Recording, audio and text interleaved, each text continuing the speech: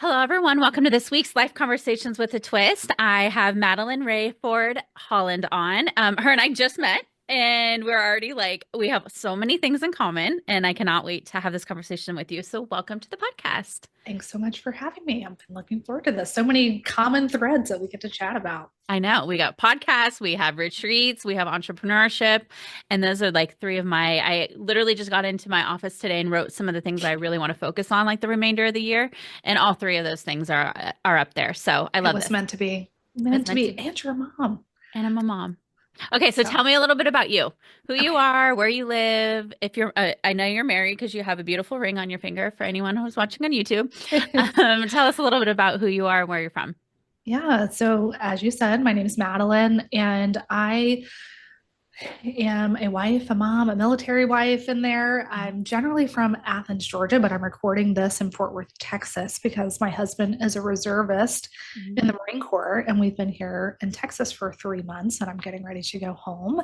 And I can't wait because at home in Georgia, we have a little hobby farm with goats and horses and chickens. So that's like a kind of fun little part about our life is we enjoy the slowness of life. I have two little boys, they're 4 and 2. Oh, And our journey into entrepreneurship was kind of spurred on by their arrival in the world. When John and I first got married, we were both in government sales. I was the CEO of a government contracting company, and he was a state of Georgia sales manager. So we were both traveling over 100 nights a year in different directions. And it was so much fun when, we're young and yeah.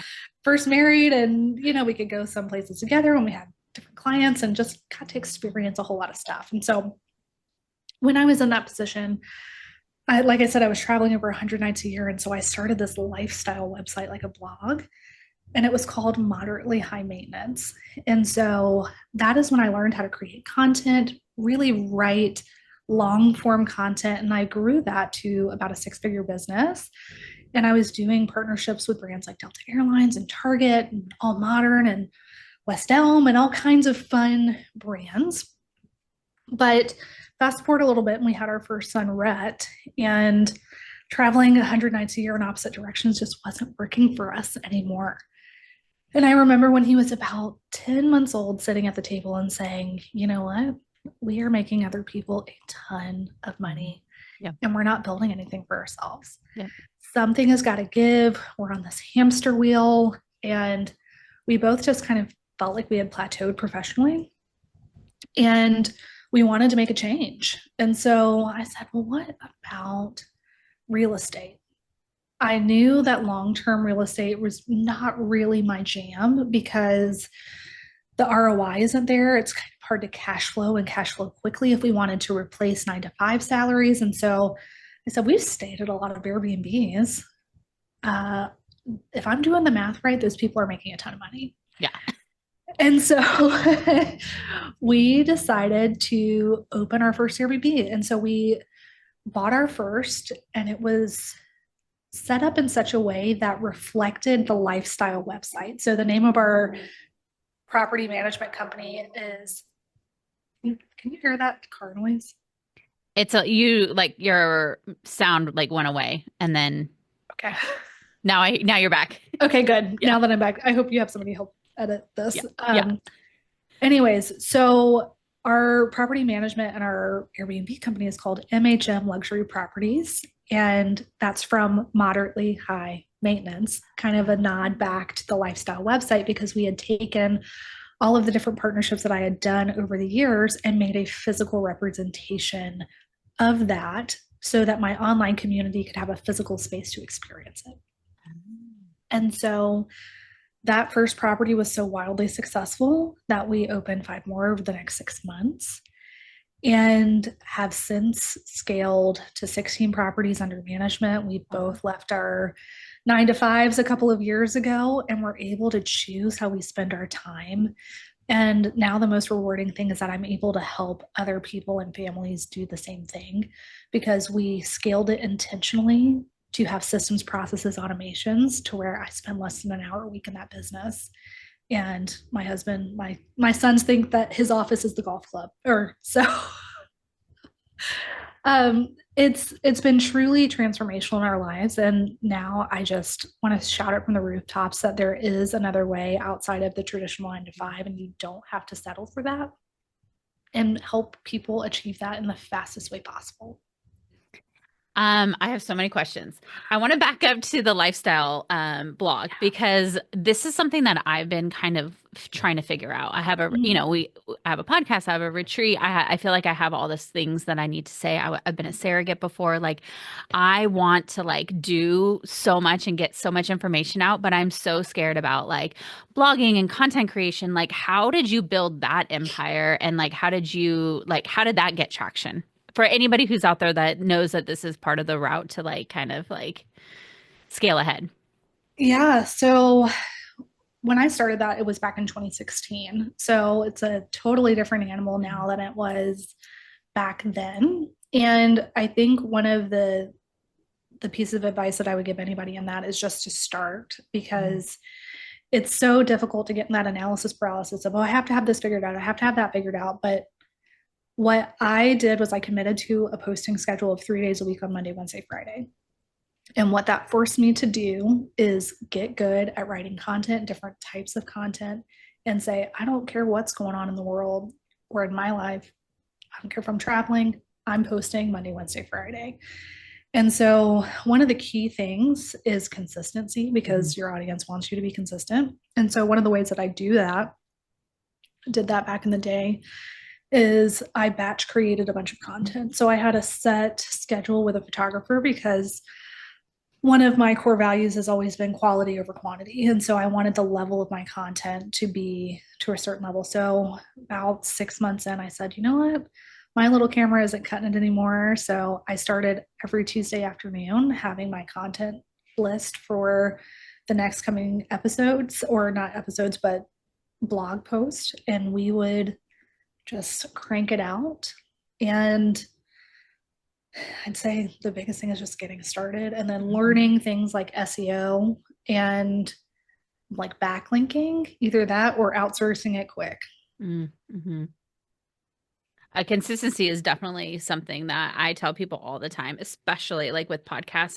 I see so many women reach out and they're like, "We want to start a podcast." And what is your biggest advice? I'm like, consistency. You literally have to show up at like whatever your plan is, like that's what you got to continue on. And I have posted almost 4 years every single week a It's podcast. amazing. And it's all about consistency. I mean, it's like working out, right? Like if you want to move the needle, you got to be consistent about it.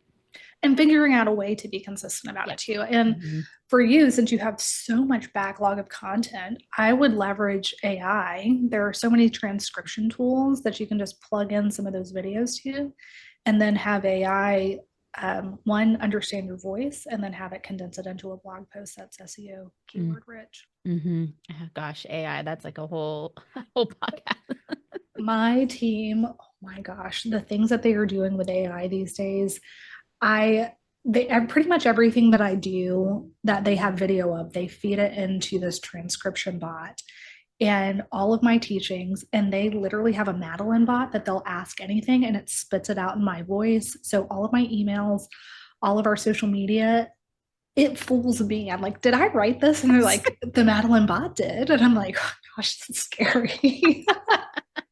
Are you doing any of your blog posts anymore? Or are those you've now moved on? Okay. Okay, so I we still have the website. And okay. so I still get brands that I have really long term relationships with, and they know that I'm not continuing on um, consistently posting on the blog, the podcast. And I've really, that was big picture lifestyle stuff. So gluten and dairy free recipe, travel, life on my farm, like dabbling interior stuff in there. But since we shifted to short term rentals, my social media has shifted straight into short term rentals. So the blog is still there. The legacy content is still there. It still gets a crap ton of page views just because we did a good job with SEO back in the day, and Pinterest still leads over there. But the brands typically want to see, they're the brands that I worked with on the short term rental side of things, and they want to see things on my social media. Hmm. Okay. You have 16 Airbnb properties. Mm-hmm. Where are they? And when can Uh, I want to come to one? They're scattered throughout Georgia, Tennessee, Okay. and Florida. Okay. So I know you're in California, but so come on over. Probably love the Tennessee properties. They're little twin cabins in this great mountaintop community that has some great amenities and amazing. I mean, like I love traveling and I'm kind of like a hotel snob because I worked in a hotel, so like I stay in better hotels. Oh, Um 1000%. Moderately high maintenance. Does that tell you anything? seriously. My husband's like, "Oh my God, you're so bougie. You're gonna spend," and I'm all, "Mhm, I am. Yep." And Yeah. we're only gonna sleep in this bed for like 8 hours and that's it. We're still gonna spend the money. Oh, 1000%. Yeah. I'm with you, which is why I created my MHM luxury properties because I was such a particular customer. We've People say we think of everything. That's so funny. So, and now, and you could probably, you know, this too, is that now that we have children, I'm like, I'd rather stay in an Airbnb. Or if we're having a girls' weekend, like you can have so much more fun to stay in an Airbnb and have a chef or cook and like just hang out. Like, and I'm always like, where's the cutest ones? I want to stay at the like cutest ones. With you 1000%. So, as a mom, what are the things that you look for most in an Airbnb? Honestly, like sometimes I really don't want to bring them. I Me don't know. I'm too. I'm really about like I love the cuteness. Yep. And then I think just like fun things to do, like you Mhm. see like games or outdoor games, obviously a pool. I'm always down for a hot tub. And then just for me, it's like more like what's close by that we could walk to or not have to Mhm. Uber or it's like about building the experience, right? Like what about that house or that property can, be like something memorable. So with the Airbnbs, you own 16 of them then. So, How does that work? interestingly enough, so we have 16 under management. And so, how Got it. you can Okay. get to an Airbnb or short term rental business. So, let me see how I can explain this best. So, I like to call them short term rentals Hmm. because Airbnb is a platform, just like Verbo. Booking.com is another one. And then my favorite, of course, is a direct booking website. So, as an entrepreneur, you want to own your own book of business. And if you are looking at Airbnbs, you will typically get the best price if you book directly on a host website. So just a little asterisk there, money saving hack. Um, Airbnb typically charges you 13 to 15% in fees on top of what that host is getting paid. And so you can reverse search an image on that and typically find their direct booking website. So if you ever come to look at one of my properties, you will get the best price if you book on my website, MHM Luxury Properties, or another host. But um, in the short term rental space, you can own properties, you can arbitrage properties, which means long term lease with an Hmm. agreement to sublease it out as a short term. I have a few of those in there. And then we co host, meaning that we property manage other people's properties because some people want fully passive income and then you take a percentage off the top. Since we're all entrepreneurs here and kind of getting into the weeds of how businesses work, the majority of mine, of those 16, I manage five other people's properties. So the majority are Hmm. mine. But I think to get started in the short term rental space, all three of those do the best to have a well rounded portfolio because they each have their own advantages. So when you're owning a property, you get the tax benefits. You win on cash flow, equity, appreciation, and taxes. But it's obviously the most expensive to get into because you need a down payment and then you need to furnish the place. Then arbitrage is great because it's not near as much of an upfront payment. You can typically get into a listing. Um, Kind of the way that I like to use it is if the real estate is really cost prohibitive to get close to a certain area of town. So commercial real estate is gobbled up all of the single families or other ways to make the numbers work as far as being profitable. You can get an apartment close to that, downtown arena or something for an arbitrage unit that's pretty reasonably priced where it would have been cost prohibitive otherwise. Hmm. And so those cash flow well, you still get some tax benefits, but you're not winning with equity and appreciation. But you're still the one in control of that business. Co-hosting, $0 to startup cost. You're making money from day one, but you have two clients. You have the owner of the property and you have the guests that you have to answer to. So much better cash flow from day one because you're providing a service. Hmm. but you're not winning on equity or appreciation. But there's very little risk to that. So when you combine all three of those different business models into one business, you can take the cash flow from the co-hosting and pour it into owning another property quicker. Arbitrage, you can kind of get to those really great walking distance locations in a lot of areas that you can cash flow really well, but you may not be able to own. And then they all just kind of work really well to grow and scale in a really sustainable, profitable way. And then your business helps everybody in all those buckets, like whatever type of property that they want to manage. Absolutely. My coaching and consulting business does that because I do all three in my portfolio. So I'm really comfortable. All of my coaches are really comfortable working in all three of those avenues. So what does your team look like? Oh, all right. Because it sounds like you have a big one, and I have two businesses, and it's just me. So Just you. yeah. All right. I before we jump into that, can I give you a book recommendation that Yes. changed my life? Yes, please. The book Who Not How. Who, not how? Who Not How by Dan Sullivan. One will change your life. So I kind of divide my team into two buckets. I have the actual properties side of things where we're managing that piece. So I run that with a team of 3 full-time virtual assistants that are based in the Philippines. Mm-hmm. And they were Airbnb training managers. So they trained all of the trainers at Airbnb. So high level employees over there, they had already gone through their scaling and escalation process, and just phenomenal women over there. And so they run all the property side of things, and they manage the cleaners, the handymen, all of that stuff. I don't even know how many contractors we have on that side of things because they run that show. And then let's see, on the coaching and consulting side, let me go through my little flow chart here. I have a fractional COO, and then I have a full-time director of marketing. And then I have 4 full-time coaches. And then I have a sales manager and 3 full-time sales employees and 1 part-time. And then we have 4 different contractors that are, podcast producers, copywriter, graphic designer. Wow. Okay. How long has this business been? So when did you start this business? The coaching and consulting? Yes. Back early 2023. Wow. And your team. Okay. So I have so many questions because yeah, my consulting business is helping businesses with business development strategies, more along the lines of like what are you doing? Like, what does your client relations strategy look like? What are you doing to maintain your clients? What are you doing to grow your clients? And like that world, that's where my like passion and experience lays. I never even thought, I just thought I'm going to be doing this job for the rest of my life by myself. And you have this like amazing team that is teaching everybody.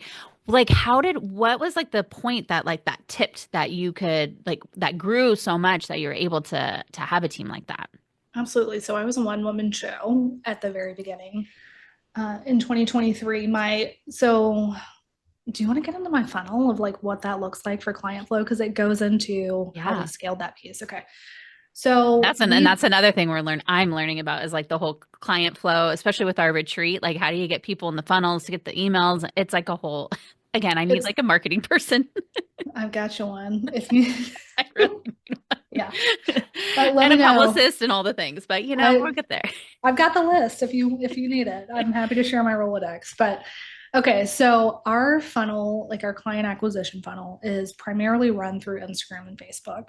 And so we run Instagram ads, people will respond with a keyword. And then when I was first starting, we would just start a conversation and essentially get them on a call with our team to see if it was a good fit for our mentorship. And so that was very tedious because I was talking to people in the Instagram DMs, getting them on a phone call with me at that point. And if they wanted to become a client, then I was handling all the client fulfillment as well. So lots of hats, lots of brain changing directions. And so the very first thing that I outsourced was the DM setting. And so somebody in my DMs chatting with people. And so then I was the one, he was handling all of the chats, then I was taking the sales calls and doing the client coaching. Then we shifted to the DM setter doing both DM setting and taking some of the sales calls as well, so that I was primarily focused on the fulfillment side of things. And timeline of this was about, I got tired of the DMs after about 2 weeks. I said, I need some help in here. And it was a pretty easy swap because most people in the sales professional world, they work on commission. So I was like, all right, you keep what you catch, and so outsource that. You get me quality calls, and we'll go from there. And so after about 3 months of that, then I hired my first coach, and so he started shadowing me. He was already an Airbnb host, super host, been doing it for years. And so he came in, really implemented all of my systems processes, all of my proprietary stuff he brought into his business. And so he was taking some of those coaching calls, but I was still doing quite a few of them. And then we got a new DM setter. So it was one person doing DMs, one person doing sales calls, two people doing the coaching to kind of keep up with the sales team over here. And then we had to hire another coach because the sales team was rocking. And then about that point, we hired somebody to build out all of our funnels. And then we hired a marketing intern to be trained by the funnel consultant who was doing all of that. And then about 4 months after that, she came on full time from an intern role, director of marketing. And we had to hire more coaches and more salespeople to keep up with it. And off it went. Wow. What an amazing accomplishment in that short of time. I'm like totally like, oh my God.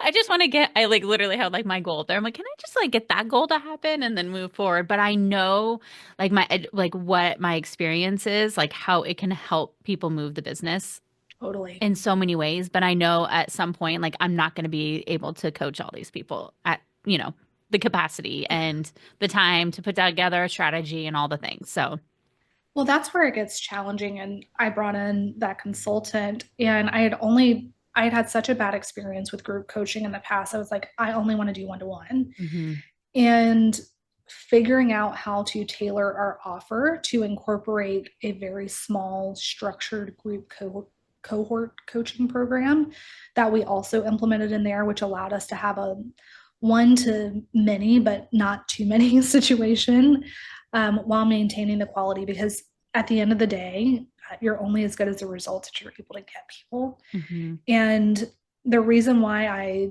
was so big on scaling the team is because I never wanted our clients to feel like they were getting a decreased value of product just because we were taking on clients. Mm-hmm. Totally. As a startup entrepreneur, before we started recording, I said like I have a lot of women in my world who are trying to make that leap. Was there a Mm-hmm. podcast? Did you do any one-on-one like coaching? Did you take any classes? Did you do, like what did you do anything outside of your normal stuff that you would recommend for another entrepreneur? So I've always been big in self development. I think Mm-hmm. that entrepreneurship is like the greatest form of self development disguised as a business opportunity. Mm-hmm. And so I've always been ravenous for that type of information. And when I was getting started in the short term space, I spent over $50,000 in coaches and mentorships for short term rentals. And what I found was a lot of generalized information. And I had a really difficult time taking all of that information and bringing it down Mm-hmm. into my specific situation. And so, as far as I did a lot of education in the short term space and kind of picked and chose what worked and what didn't work out of those. But I didn't necessarily do any coaching or like mentorship for me, Mm-hmm. just because I had been through so many of those different programs that I knew which things that actually moved the needles and got results. Mm-hmm. And so I built the program that I wished I would have had. And it was kind of minimized back in the beginning of my story, but in the government sales and contracting, I was the CEO of a multi-million-dollar company. So people, processes, operations, and managing large scale projects like that were already in my wheelhouse. Mm-hmm. And so that's where I encourage people who are just getting started in their entrepreneurial journey is to look back at their previous experience, because no training is ever wasted, and we all bring our own unique gifting and talent to whatever business that we're wanting to bring into the world. And your gifting and talent is what makes you special and your business special, and what's going to allow you to speak to your target audience in a way that nobody else is. Mm-hmm. Oh my God, so true. So now your consulting business, you help potential Airbnb hosts, Mm-hmm. owners, all of the Mm-hmm. things. All of the things. Okay. So people who, we kind of have two unique audiences: people who may have never had any real estate experience ever. That's completely fine if you're green. If maybe you've had a long-term rental portfolio but want to start into short-term rentals, but you're not really sure how to make that leap, we work with them. And then we work with established short-term rental hosts and property managers who don't have the systems, processes, automations, or the marketing piece in there. Mm. The other aspect from that lifestyle website, moderately high maintenance, is I became really good at affiliate marketing. And so every single one of my properties is a shoppable property. Mm. So guests have in the guidebook, they have a little QR code that says, did you fall in love with something during your stay? You can shop it here. And it takes them to a website that has all of the property photos and all of the links to all of the products. And so I teach host how to add multiple streams of revenue to every single property outside of just their nightly booking revenue. Do you do that for other podcasters? And because that's where I know that my podcast needs to get to in order to maybe make some revenue on it. So Yeah. yeah, I know that's like a whole nother world. And do you, that's a personal question for me. Do you do that? I haven't yet, just because I have all of the course material built out for short-term rentals, but I'm trying to think if I know of anybody who does that side of things. But affiliate revenue, I mean, massive. And if you're not doing affiliate revenue in your coaching consulting with your software providers, I mean, we're making really solid money off of that as well. Yeah, that's another, I'll add it to my whiteboard over there as a game plan. Don't sleep on it. We did 6 figures in affiliate revenue last year. Wow. So as far as like needle moving and the who not how piece of getting somebody where you can fully turn that over to somebody and manage it, they pay for themselves and then some. Okay, good to know. Okay, so you're a podcaster too. Talk about your podcast. Love meeting other podcasters. So the podcast is a new thing for us, and we were talking about just creating that content consistently. We knew that we wanted in our next strategy of growth to be able to have long form content and be able to break it up into short form content for social media.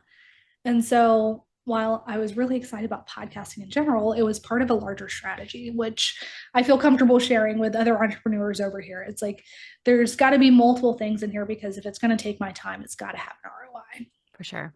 And so my podcast is called The Lux and the Short of It. And we share parts of my entrepreneurial journey as well as other people who have been successful in their field, and more importantly, creating the life that they want to live. So what does luxury mean for you? For me, it's not, flashy watches and cars and people flashing cash all over the internet. It's those simple moments and being able to choose how I spend my time with my kids and just other things. And so creating and showing people that there is another way and being able to peel back the curtain on that is what the Lux and the Short of It is all about. I love that. I know so many people, like I said, I would love to just make more money. And I'm with you. Like, I don't need like the Gucci purses or the flashy cars or any of that. I want to be able to take time to do fun things and I want to travel. I want to go on like fun girlfriend vacations and stay in Yes. really cute Airbnbs all over the world, and take my family on good vacations. So for me, I'm the same way with you. It's like, how do we have a financial wealth that's like, just makes you probably live a better life, like have less stress and live life in a different way. Absolutely. And even having a bigger impact, Hmm. being able to give big in places that need things more than we do. I mean, that's one Hmm. of the biggest things that we do in our business is donate big. And I'm like, that's it's just one of the biggest gifts of being able to build wealth. Mhm. And I don't know. It's been different. It's been good. I think too, for me, especially with my podcast, because I interview women with, really cool stories or unique journeys, and really is to inspire others. And in a world that is so scary right now and unsure, like I'm like, if that's the one thing that I can bring to the world right now, like I'm here for it. So that's Absolutely. another passion for me. And you do retreats. I'm like, what? Tell me about your retreats and Well, where I are want to they? hear about yours too. Okay. So, um, last year was our first year that we did, it's called the Accelerate Your STR retreat. And so it's short term rental focus, but it's one of those, sell people what they think they want and then give them what they need because it's a huge mindset focus about bigger impact in your why and defining that Hmm. in order to actually create the life that you want. What is your why? What is your actual why behind it? Everybody says time and financial freedom, but okay, what does that look like? What does your day to day look like when you get there? How do you visualize it? And how do you create an action plan to get there? And so we do that retreat in Costa Rica at the Imaloa Institute, which I love. We're going back there June 4th through the 9th. And just, I can't wait. I So can't it's a wait. 5-day retreat. Yes, it's a 5-day retreat Wow. in Costa Rica. If you haven't looked at the Imaloa Institute, I highly, highly, highly recommend. It is What is it called? the Imaloa Institute. It is all inclusive. You fly into San Jose and then you take a private charter that is included in it. Private flight over to Capos. It's up on top of a mountain overlooking the Pacific. You're seeing whales, gourmet vegan meals the entire time. It's you can have 30 people, which is about we have when we go down there, but it is the most phenomenal staff, people. I mean, it's hands down just And you phenomenal. have 30 people attend. Mm-hmm. And this is how many have you done so far? This will be our second Okay. Oh, this year. I have all questions for you around the retreats. And then we're doing a mini retreat in Athens, Georgia, which is my hometown. And we wanted to give people an opportunity to come tour some of my properties, touch, feel, experience one of my properties. And so you have to be a client to get in the room. And we'll have about 150 people at that one. And then that's a 2-day event. And that'll be May 1st and 2nd. But I think we're going to live stream the rest of the event for folks who aren't clients. Thank goodness you have a team to help you with all of this. And I'm moving at some point between now and then. I'm moving back to Georgia because I'm in Texas at the moment. I mean, I'm an entrepreneur of two businesses and I'm a podcaster and I have a retreat, which a retreat literally is like another job, Tell me another about your another retreat. business, right? It's literally. So a girlfriend and I bring the inspiration, the speakers, living your best life. And then my co-host, she's more on the yoga, like spiritual side. So we've Oh teamed my up God, you together. guys have to go. Continue, please continue. So we did an overnight in April last year. It was like a Okay. 2-night overnight. And then we also had a day pass, so somebody who couldn't stay the 2 nights, they came for the day. And then because we I feel like we kind of started out too big, like we went all in and has this beautiful venue, and we're still like getting momentum of like getting women, to put this on their radar or like get encouraged to come. So we did two just full day retreats. We were at an Airbnb, a beautiful one that makes you want to dream big. And we have like, we do like a spiritual type thing, whether it's like a sound bath or an animal reading, some meditation, some yoga, but then also just having like inspirational speakers there to, inspire, to educate us, whether that's in health and wellness, whether that's finances, whether that's just like living a better life and dreaming bigger. So we have our next overnight retreat in April, which will be a 2-night experience, and then we're working on a couple more day retreats upcoming this year. So where will the one in April be? It's in Yokayo Ranch, it's in Ukiah, California. Okay. It's like an hour north from us, so probably an hour and a half from San Francisco. It is so beautiful. It is this magical venue, and uh, I think that was the thing for us. Like we stepped on site and we're like, this is where we want to host This it. is it. Yeah. Yeah, but it's very expensive. Mm-hmm. So there's a lot of money that's been invested. So we're kind of like figuring out what next steps were. We would love to get to Costa Rica someday, or at least these like beautiful spaces once we kind of like, I feel like once we get a, our group of women who want to continue these things. So it's been a process. I think the marketing thing is the hardest thing is, speaking the truth and getting, what people are going to experience out of it and all the things. But we are truly inspired by it. We love it. The impact that it's made on the women who've attended and the friendships that have been made and out of that just are priceless. I think that's my absolute favorite thing about retreats is because I personally like to go deep with people, Mhm. and you can only do so much over Zoom or virtual. And when you're able to sit and enjoy meals and do sound baths and do yoga with folks every morning, because we bring a lot of that as well, and we do ecstatic dance. Have you guys ever done one ecstatic No. dance? Oh my gosh, it's amazing. It's so Oh, much fun. Look up Seven Rhythms or Five. I don't know. I'll send it over to you. But ecstatic dance, it is such a fun thing to do in the retreats. But when you talk about the marketing piece, what I love about Emaloa is when you do your first retreat with them, included in your package, they bring you and your retreat partner, all expenses paid. They pay for your flight down for a fam trip, so a familiarization trip down there, and they shoot all of your marketing content. when we stop recording, I want to know how much it cost. Okay. And I'll connect you with the founder. Okay. They plan all of it for you. So it's turnkey. They do all of your meals. They coordinate everything for you. There needs to be more of those types of venue retreat places around the world. I mean, I even think of Sonoma County, there's all these little hidden gems. And I'm like, Yes. why would anybody want to? Can someone just host this for free and we will bring the exposure, we will bring the experience, and then now you have content to promote the retreat. And so that's another like focus for me is like, how do we build on those partnerships? Absolutely. Yeah. And their goal is to have a retreat center on every continent. And I'm like, well, you Uh, let me know because we're going to host one with you guys. We will never do it another way because they make it so easy for hosts. okay, I'll have to look into it. Yeah. How do you balance all of this? I think that's probably everyone's question because that's the number one question I get asked all the time. Like, how do you run successful businesses like this? How do you have two little ones, 4 and 2? I have 4 kids, but one is 3.5, and he's just full of energy and a boy. So I'm like, I know your pain when you say 4 to 2.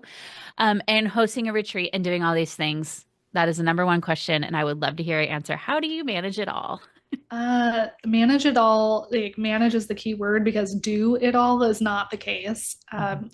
Phenomenal teams on both sides, household team and business team. We've hired strategically. My husband manages our house for the most part, and so outside of this like weird 3 month stint where he's on active duty orders with the Marine Corps, he usually handles like special projects and then the day to day at the house. So our phenomenal housekeeper and our nannies and just other Mhm. things. He one a great partner, but two, just Mhm. having a team on both side of things and not feeling bad about delegating or outsourcing. Like Mhm. I learned really early on that laundry and cleaning were not in my wheelhouse, and why would I take on a task that was a 25 to $35 an hour task when my rate is 250 to $500 an hour? Like, and Yeah. I got so many of the "it must be nice" comments, and I just said we all get to choose and create Yep. how we want to spend our life. And I'm not going to take my time doing laundry when it could be face to face time reading with my boys or going out on an adventure. And that's what Mhm. I want them to remember. My kids do not spell love Love, they spell it Time. And so my time is more valuably spent with them in one on one focused time rather than cooking or cleaning or laundry. So Mhm. outsourcing that and really just prioritizing what gets my time Mhm. and what doesn't, So and good. being ruthless with saying no. Mhm. Oh, so good. And I hope you have some women like girl time in there too. Oh, yes. My team on the business side is 90% women, and then my best friends unfortunately don't live close by, but we are texting constantly and Mhm. just kind of fitting it in where we can. And one of my best friends is her son is 5 months younger than my oldest, and they are best buddies. And so whenever we travel, we're typically traveling with them and just having that quality time. I love that. Is there anything we didn't talk about? I feel like we covered We covered so a much lot. good. We did talk about a lot. I have so much to ask you from your thing of I want to hear about surrogacy. I want to hear about all the things. And so I'm thinking you might need to come on my podcast so I can ask you all of these deeper dive questions. But I think we covered quite a bit of it. Thank you so much. It's like I purposely plan my podcast interviews on Mondays and Fridays. Mondays, why? To like start my week off and just be inspired and like I every time I do an interview, it like fills my heart so much. And then Fridays, it's like, oh, the week's been so long, and then I just get inspired to go into the weekend. So I just want to thank you for being here. I love what you're doing. I'm definitely going to be following you and picking your brain on all the things. Well, thank you so much for having me. This conversation has been life giving. So keep doing what you're doing. And I hope that I get to have you on my podcast soon. Thank you. I would love that. Okay.